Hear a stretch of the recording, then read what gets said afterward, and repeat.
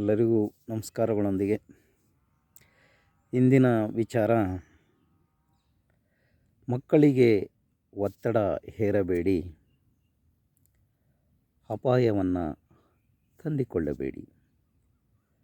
ಮಕ್ಕಳಿಗೆ ಒತ್ತಡ ಹೇರಬೇಡಿ, ಅಪಾಯ ತಂದಿಕೊಳ್ಳಬೇಡಿ. ಸಣ್ಣ ಗೆಲುವಿನಲ್ಲೂ ಪ್ರಶಂಸನೆ ಮಾಡಿ ಉತ್ತೇಜಿಸಿ. ಸಣ್ಣ ಗೆಲುವಿನಲ್ಲೂ ಪ್ರಶಂಸಿಸಿ ಉತ್ತೇಜನ ನೀಡಿ.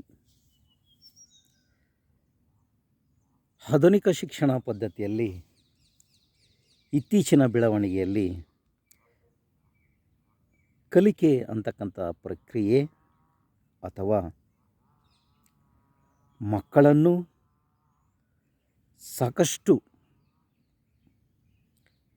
ಕಲಿಯುವ ವಿಚಾರದಲ್ಲಿ ನಮ್ಮ ಪೋಷಕ ಬಂಧುಗಳು ಸಾಕಷ್ಟು ಒತ್ತಡಗಳನ್ನು ಮಕ್ಕಳ ಮೇಲೆ ಏರ್ತಾ ಇದ್ದೀರ. ಇದರ ಪರಿಣಾಮ ಮಕ್ಕಳ ಮೇಲೆ ಅಲ್ಲದೆ ಪೋಷಕ ಬಂಧುಗಳಿಗೂ ತಂದೆ ತಾಯಿಗಳಿಗೂ ಮನೆಯ ಪರಿಸರದಲ್ಲೂ ಶಾಲೆಯ ಪರಿಸರದಲ್ಲೂ ಸಾಕಷ್ಟು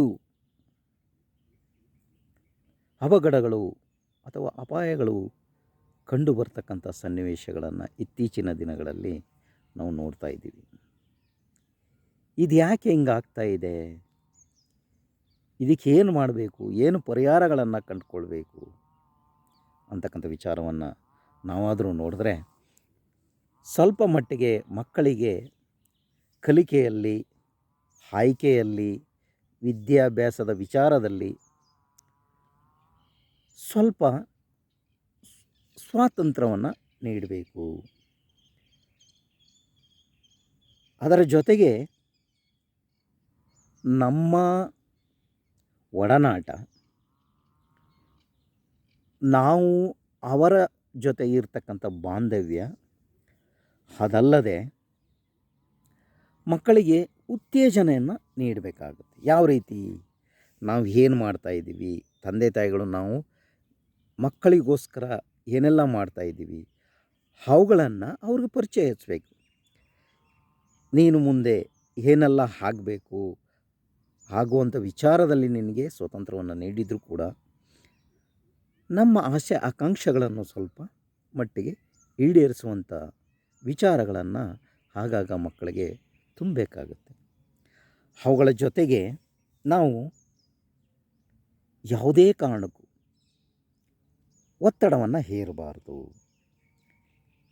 ಕಲಿಕೆಯಿಂದ ಹಿಡಿದು, ಶಾಲೆಯ ವಾತಾವರಣದಿಂದ ಹಿಡಿದು, ಮನೆಯ ವಾತಾವರಣದಿಂದ ಹಿಡಿದು ಸ್ವಲ್ಪ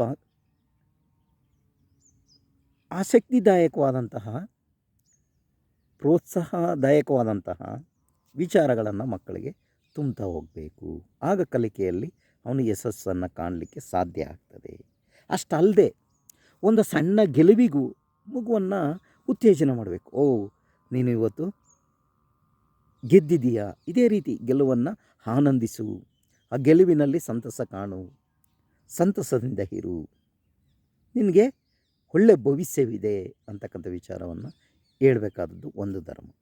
ಮತ್ತು ಅವನು ಯಾವ ಕ್ಷೇತ್ರದಲ್ಲಿ ಆಸಕ್ತಿ ಇದೆ ಅದಕ್ಕೆ ಪ್ರೋತ್ಸಾಹವನ್ನು ನೀಡ್ತಾ ಹೋಗಬೇಕು. ಅದೇ ರೀತಿ ನೀಡ್ತಾ ಹೋದರೆ ಅವನ ಸ್ವತಂತ್ರ ಕಲಿಕೆಗೆ ನಾವು ಉತ್ತೇಜನವನ್ನು ನೀಡ್ದಂಗಾಗುತ್ತೆ, ಪ್ರೋತ್ಸಾಹ ಮಾಡ್ದಂಗಾಗುತ್ತೆ. ಒಂದು ವೇಳೆ ನನ್ನದೇ ದಾಟಿಯಲ್ಲಿ ನಾವೇನಾದರೂ ಒತ್ತಡವನ್ನು ಹೇರ್ತಾ ಹೋದರೆ ಅಪಾಯವನ್ನು ಖಂಡಿತ ನಮ್ಮ ಮೇಲೆ ಹೇರ್ಕೊಂಡಾಗ ಆಗುತ್ತೆ. ಇತ್ತೀಚಿನ ದಿನಗಳಲ್ಲಿ ನೋಡಿ, ಒಂದು ಉದಾಹರಣೆಯನ್ನು ಅಥವಾ ನಡೆದಂಥ ಘಟನೆಗಳನ್ನು ಅನಲಿಸ್ ಮಾಡಿದಾಗ ಅಥವಾ ವಿಚಾರಗಳನ್ನು ತಿಳ್ಕೊಂಡಾಗ ತಂದೆ ಮಕ್ಕಳ ನಡುವೆ ಎಷ್ಟೊಂದು ಸಂಘರ್ಷವನ್ನು ಆಗ್ತದೆ. ಮಗನಿಗೆ ಒಂದಲ್ಲ ಎರಡು ಸರಿ ವೈದ್ಯಕೀಯ ಕ್ಷೇತ್ರಕ್ಕೆ ಹೋಗಬೇಕು ಅಂತಕ್ಕಂಥ ತಂದೆ ಆಸೆ ಆಗಿರುತ್ತೆ. ಆದರೆ ಆ ಪರೀಕ್ಷೆ ಬರೆಯೋದಲ್ಲಿ ಮಗ ವಿಫಲನಾಗ್ತಾನೆ.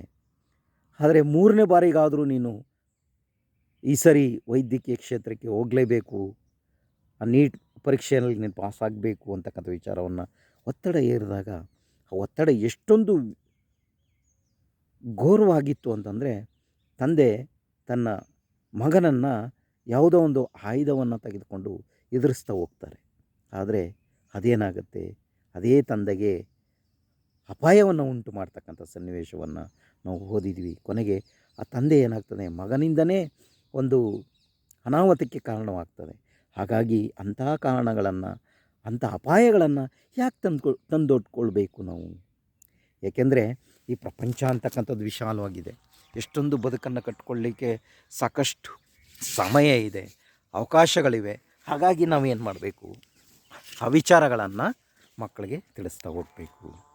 ಏಕೆಂದರೆ ಕಲಿಕೆ ಅಂತಕ್ಕಂಥದ್ದಾಗಲಿ ಅಥವಾ ಅವಕಾಶಗಳಾಗಲಿ, ನಾವು ಎಲ್ಲಾದರೂ ಬದುಕುವಂಥ ಅವಕಾಶಗಳು ಸಿಗ್ತವೆ, ಉತ್ತೇಜನೆಯನ್ನು ಸಿಗ್ತವೆ. ಹಾಗಾಗಿ ನಾವೇನು ಮಾಡಬೇಕು, ಮಕ್ಕಳಿಗೆ ಸಾಕಷ್ಟು ಒತ್ತಡಗಳನ್ನು ಹೇರಬಾರ್ದು. ಪ್ರಭಾವಶಾಲಿ ವ್ಯಕ್ತಿಗಳ ವಿಚಾರಗಳನ್ನು ಮಕ್ಕಳಿಗೆ ತಿಳಿಸ್ತಾ ಹೋಗಬೇಕು. ಆಗ ಅವರು ಒಂದಲ್ಲ ಒಂದು ಸರಿ ತಮ್ಮ ಬದುಕನ್ನು, ಹೌದು ನಾವು ಈ ರೀತಿಯಾಗಿ ಕಟ್ಕೊಳ್ಬೇಕು, ಈ ರೀತಿಯಾಗಿ ಮಾಡಿಕೊಳ್ಬೇಕು, ಆಗ ನಿಜವಾಗೂ ನಮ್ಮ ಬದುಕಿನ ಸಾರ್ಥಕತೆಯನ್ನು ತಂದೆ ತಾಯಿಗಳಿಗಾಗಲಿ ಅಪ್ಪ ಅಮ್ಮ ಅವರ ಆಸೆಗಳನ್ನು ಈಡೇರಿಸುವಂಥ ಮಕ್ಕಳು ನಮ್ಮಲ್ಲಿ ಕಂಡುಬರ್ತಾರೆ. ಹಾಗಾಗಿ ನಾವೇನು ಮಾಡಬೇಕು, ಅವರಿಗೆ ಇಷ್ಟೇ, ಕಲಿಕೆಯಲ್ಲಿ ಕಲಿತಕ್ಕಂಥ ವಿಚಾರ, ಅವನು ಯಾವ ವಿಚಾರದಲ್ಲಿ ಸ್ವಲ್ಪ ಹಿಂದೆ ಇದ್ದಾನೆ ಅವುಗಳನ್ನು ಆಗಾಗ ಅವನಿಗೆ ಉತ್ತೇಜನ ನೀಡಬೇಕು. ನೋಡಪ್ಪ, ಇಂಥ ವಿಚಾರಗಳಲ್ಲಿ ನೀನು ಹಿಂಗಿದೆ, ಭಯಪಡುವಂಥದ್ದಿಲ್ಲ. ಇತ್ತೀಚಿನ ದಿನಗಳಲ್ಲಿ ಪರೀಕ್ಷೆಗಳು ಬರ್ತವೆ, ಸಾಕಷ್ಟು ತಾಲೀಮುಗಳನ್ನು ಮಕ್ಕಳು ಕೂಡ ಮಾಡ್ತಾರೆ. ಆದರೆ ಏನಾಗಿದೆ ಅಂತಂದರೆ, ಅವರು ಸಮರ್ಥನೆಯನ್ನು ಕಲಿತಿರ್ತಕ್ಕಂಥ ವಿಚಾರಗಳನ್ನು ವ್ಯಕ್ತಪಡಿಸುವುದರಲ್ಲಿ ಭಯದ ವಾತಾವರಣ, ಒತ್ತಡದ ವಿಚಾರಗಳು, ಎಷ್ಟೇ ಓದಿದ್ರೂ ಅರ್ಥ ಆಗದೇ ಇರತಕ್ಕಂಥ ಸನ್ನಿವೇಶಗಳು ಹೀಗೆಲ್ಲ ಹೋಗ್ತವೆ. ಹಾಗಾಗಿ ನಾವು ಏನು ಮಾಡಬೇಕು, ಅವ್ರಿಗೆ ಏನೂ ಇಲ್ಲ, ಸಣ್ಣ ಪುಟ್ಟ ವಿಚಾರಗಳು, ನೀತಿ ಕಥೆಗಳನ್ನು ಹೇಳ್ತಕ್ಕಂಥದ್ದು, ಸಂಗೀತಗಳನ್ನು ಕೇಳ್ತಕ್ಕಂಥದ್ದು, ಒಂದು ಡ್ರಾಯಿಂಗನ್ನು ಬಿಡ್ತಕ್ಕಂಥದ್ದು, ಮತ್ತು ಸಾಕಷ್ಟು ಪರಿಸರದ ಜೊತೆ ಬೆರೀತಕ್ಕಂಥದ್ದು, ಆಟಗಳನ್ನು ಆಡ್ತಕ್ಕಂಥದ್ದು. ಈಗೇನಾಗ್ತದೆ, ಅವನ ಒತ್ತಡವನ್ನು ಸ್ವಲ್ಪ ಕಡಿಮೆ ಮಾಡಿಕೊಂಡು ಕಲಿಕೆ ಬಗ್ಗೆ ಆಸಕ್ತಿ ವಹಿಸ್ತಾನೆ. ಹಾಗೆಯೇ ಅವರಿಗೆ ಆಗಾಗ ವಿಚಾರಗಳನ್ನು ಮನದಟ್ಟು ಮಾಡಬೇಕು. ನೋಡು, ಕಲಿತಂಥ ವಿಚಾರದಲ್ಲಿ, ವಿಷಯಗಳನ್ನು ಅರ್ಥ ಮಾಡ್ಕೊಳ್ತಕ್ಕಂಥ ವಿಚಾರದಲ್ಲಿ, ಮತ್ತು ಅವುಗಳನ್ನು ನಾವು ಹೇಗೆ ವ್ಯಕ್ತಪಡಿಸ್ಬೇಕು ಅಂತಕ್ಕಂಥ ವಿಚಾರಗಳನ್ನು ನೋಡ್ಕೊಂಡಾಗ ಸಾಕಷ್ಟು ವಿಷಯಗಳು ಅವ್ರಿಗೆ ಮನದಟ್ಟಾಗ್ತದೆ. ಒಂದು ವಾತಾವರಣದಲ್ಲಿ ಬರೆಯುವಂಥ ಕೌಶಲ್ಯಗಳು ಕೂಡ ಅವನಿಗೆ ವಿಶಿಷ್ಟವಾಗಿ ಸಮರ್ಥನೆಯನ್ನು ಮಾಡ್ಕೊಳ್ಳೋಕ್ಕೂ ಕೂಡ ಸಾಧ್ಯ ಆಗ್ತದೆ. ಏನಾದರೂ ಮಕ್ಕಳಿಗೆ ಕಾಲಾವಕಾಶ ಕೊಡಬೇಕು, ಆ ಮಕ್ಕಳ ಗೆಲುವಿಗೆ ತಂದೆ ತಾಯಿಗಳು ಶ್ರಮಿಸಬೇಕು. ಜೊತೆಗೆ ಅವರಿಗೆ ನಾವು ಕೆಲವೊಂದು ಪ್ರೋತ್ಸಾಹದಾಯಕವಾದ ಉತ್ತೇಜನವನ್ನು ನೀಡಿದಾಗ ಖಂಡಿತ ಅವನ ಬದುಕಿನಲ್ಲಿ ಯಶಸ್ವಿ ಆಗ್ತಾನೆ. ಅವನ ಬದುಕನ್ನು ಕಟ್ಕೊಳ್ಳಿಕ್ಕೆ ತಂದೆ ತಾಯಿಗಳು ನಾವು ಸಾಕಷ್ಟು ತಾಲೀಮನ್ನು ಮಾಡ್ತೇವೆ. ಆದರೆ ಆ ವಿಚಾರದಲ್ಲಿ ನಾವು ಎಲ್ಲರೂ ಕೈ ಜೋಡಿಸಿ ಅವರಿಗೆ ಪ್ರೋತ್ಸಾಹವನ್ನು ನೀಡಬೇಕಾಗ್ತದೆ, ಸಹಾಯವನ್ನು ಮಾಡಬೇಕಾಗ್ತದೆ, ಸಹಕಾರವನ್ನು ನೀಡಬೇಕಾಗ್ತದೆ. ಅವನ ಗೆಲುವನ್ನು ನಮ್ಮ ಗೆಲುವಾಗಿ ಆನಂದಿಸಬೇಕಾಗ್ತದೆ. ಸೋತಾಗಲೂ ಅವನನ್ನು ಪ್ರೋತ್ಸಾಹಿಸಬೇಕು, ಗೆದ್ದಾಗ ಉತ್ತೇಜನ ನೀಡಬೇಕು. ಆಗ ನಾವು ಏನಾಗ್ತೀವಿ, ಖಂಡಿತ ಅವನ ಬಾಳಲ್ಲಿ ಯಶಸ್ಸನ್ನು ಕಾಣ್ತೇವೆ ಅಂತಕ್ಕಂಥ ವಿಚಾರವನ್ನು ಹೇಳ್ತಾ ಮುಂದಿನ ಸಂಚಿಕೆಯಲ್ಲಿ ಭೇಟಿ ಆಗ್ತಾನೆ. ಏನೇ ಆದರೂ ಮಕ್ಕಳ ಕಲಿಕೆಯಲ್ಲಿ ಒತ್ತಡ ಹೇರಬೇಡಿ, ಅಪಾಯವನ್ನು ತಂದುಕೊಳ್ಳಬೇಡಿ. ಮಕ್ಕಳ ಕಲಿಕೆಯಲ್ಲಿ ಅಪಾಯವನ್ನು ತಂದುಕೊಳ್ಳಬೇಡಿ. ಸೊ ಹಾಗಾಗಿ ನಾವು ಹೇಳ್ತಕ್ಕಂಥ ವಿಚಾರ ಇಷ್ಟೇ, ಮಕ್ಕಳ ಕಲಿತಕ್ಕಂಥ ವಿಷಯ, ಅವರ ಗಮನ ಕೊಡ್ತಕ್ಕಂಥ ವಿಚಾರಗಳು, ಹಾಗೆಯೇ ಅವರು ಕಲಿಯುವಂಥ ಆಸಕ್ತಿ ಇರುವಂಥ ವಿಚಾರಗಳು ಎಲ್ಲವನ್ನೂ ಕೂಡ ನಾವು ಏನು ಮಾಡಬೇಕು, ಪ್ರೋತ್ಸಾಹವನ್ನು ನೀಡೋಣ ಅಂತಕ್ಕಂಥ ವಿಷಯವನ್ನು ಹೇಳ್ತಾ ಈ ಸಂಚಿಕೆಯಲ್ಲಿ ಈ ವಿಚಾರವನ್ನು ತಮ್ಮೆಲ್ಲರಿಗೂ ಹಂಚಿಕೊಳ್ಳುವಂಥ ಭಾಗ್ಯ ನನ್ನದಾಗಿದೆ ಅಂತೇಳಿ ನಮಸ್ಕಾರಗಳೊಂದಿಗೆ ಮತ್ತೆ ಭೇಟಿ ಆಗ್ತೇನೆ ಮುಂದಿನ ಸಂಚಿಕೆಯಲ್ಲಿ. ವಂದನೆಗಳು.